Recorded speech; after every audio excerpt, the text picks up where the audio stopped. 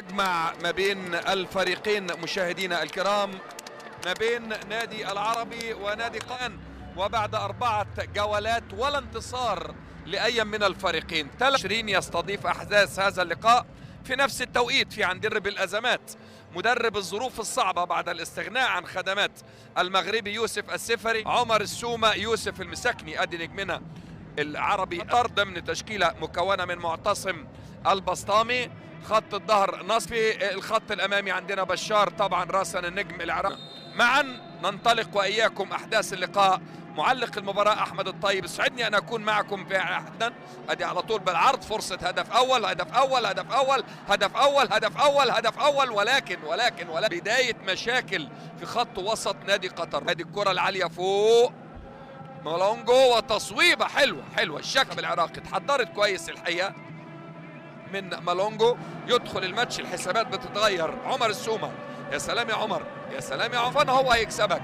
ادي الانطلاقه تاني، عدى من جديد محمد التعبوني، والتصويبه يا ولد يا ولد عايز ضربه جزاء. وادي التصويبه، سقوط على الارض من معتصم المسا. ادي على طول الكره العاليه فوق، ضربه الراس سرال، ضربه الراس ابراهيم ماجد بيلعب على رافينيا وبيلعب على التعبوني.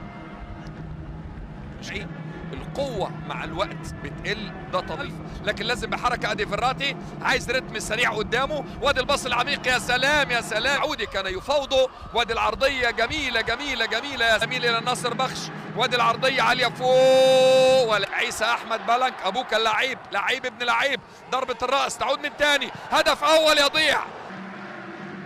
كل الناس بيقولوا يا دارة نص ملعب، لعب جنب العبقري الكلاعب. ادي على طول الضربه ركنيه على من قريب، يا سلام يا سلام، يا عيني يا عيني يا عيني. كان موفق، لان لا والله طبعا موفق، طبعا كل حاجه. الكرات الثابته مهمه جدا. ضربه الراس على طول خافير مارتينير، جميله، يا عيني يا عيني يا عيني يا عيني. لو بالعرض خطر، استنى واتأنى لبشار، لا لا لا لا لا لا لا لا لا لا لا لا لا، مش معقول. عاليه تاني فوق، ضربه الراس. نادي قطر اخطر، نادي قلل. عمر السومة راس الحربة اللي هربان لبره، عمر السومة، و3 على 3 عدى عمر، عمل بالعرض جميلة، ولكن يسل الظروف بشار في الزحمة في المساحات الواسعة. تصويبة، الله لاعبين. وادي الضربة الحرة، يا ولد مش ممكن. عمر السومة لم يكن متسلل 4 ياردات من المرمى تماما. دي بتعبر عن حالة قوية جدا، ولكن اعلى العارضة بسر. ادي الباص العميق الجميل، يا عيني يا عيني يا عيني يا عيني يا عيني. وادي السومة، فرصة لقطة عتاب، ضرب خط الظهر بالكامل. الحارس كان ممتاز، لازم نديله حقه الحقيقة، حارس مرمى. تمرير على احمد فتحي، ازاي خدوها تاني ومن جديد، فضوا مساحة كويسة، تصويبة من مسافات خلف، ممكن دورهم يكون كبير. ادي رافينيا عد باص جميل، يا عيني يا عيني يا عيني يا عيني يا عيني يا عيني يا عيني. الله عليك، واحد من اهم مواليد منطقة الجزاء في الوطن العربي كله. عمر السومة يسجل اول اهداف النادي العربي، احد اهم مواليد منطقة الجزاء، اكثر من 340 هدف خلال مسيرته التهديفية. النجم السوري عمر السومة بعد تعاون جميل مع رافينيا، واول اهداف اللقاء بيمين. انطلاقه، يا عيني يا عيني على الباص الجميل العميق الحلو، الله مش هيعدي منه. ادي العرضيه على طول، ولكن يطلع دياز الى تباتا، شاط الارض المره دي، والله جت في صالحه، ولكن الى ضربه المرمى. تحضيرات كلها لكاس اسيا. ادي الكره العاليه فوق، ضربه الراس فين؟ ادي ضربه الراس، حارس المرمى ما طلعش. مالونجو سوريا حرك مع بشار في الجبهه الشمال، لعب معاه رجل لرجل. ديالو، خطأ كبير من ديالو، ضربة جزاء ولا ايه؟ حكم يقول لا، هناك خطأ. العراق الولادة، العراق البلد اللي عنده حمل تلقائي لإنجاب المواهب وعظماء كرة القدم على مر التاريخ. الإصرار والرغبة تكون عالية جدا. ده يوم مصيري يا جماعة. تصويبة ولكن عالية، ضربة حرة تعمل عالية فوق، ضربة الرأس، يطلع على طول 1 3 حلوة قوي يا ولد، ولكن تنظيم دفاعي جيد. بروح جميلة من بدر بنون. المغرب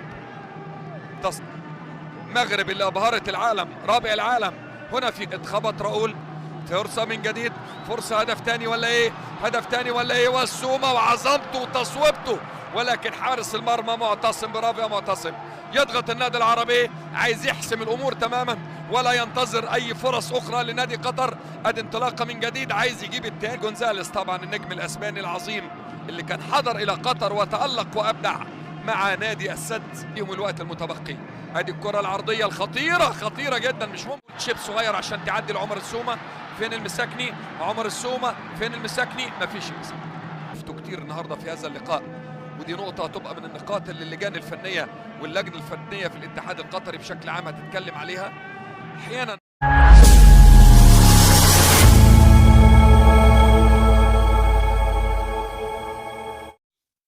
السلام عليكم حبايبنا، شلونكم؟ شو اخباركم؟ ان شاء الله دائما تكونوا بالف خير. ورجعنا لكم بمقطع فيديو جديد راح نتحدث فيه عن 7 لاعبين مقتربين راح ينضمون لمنتخب سوريا في مباراة الكويت في الشهر العاشر. ولنبدأ بأول لاعب، عبد الرحمن الويس، لاعب في الدوري اليوناني يلعب ظهير يمين.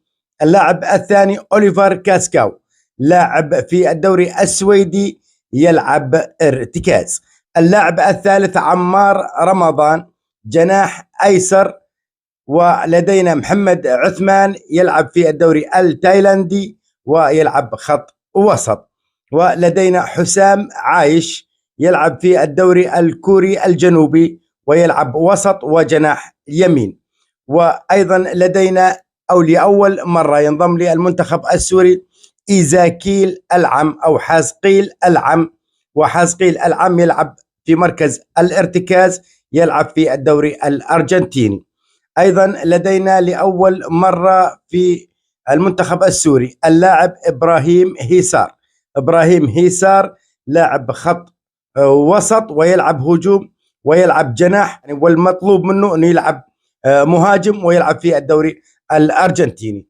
تبقى مشكلة خليل الياس، الأوراق، أوراق زبطت، أوراق ما زبطت، تم المراسلة، تم القبول، تم الرفض.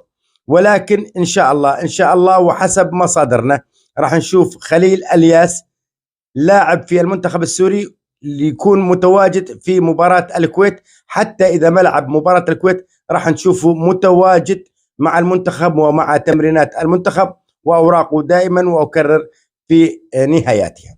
هؤلاء هم ال7 لاعبين، وإن شاء الله ينضم إليهم خليل الياس ليصبحوا 8 لاعبين. وقرب الشهر العاشر ونشوف منتخب إن شاء الله راح يرضي الجميع. بنهاية المقطع دمتم بحفظ الله ورعايته، أحبكم في الله، إلى اللقاء.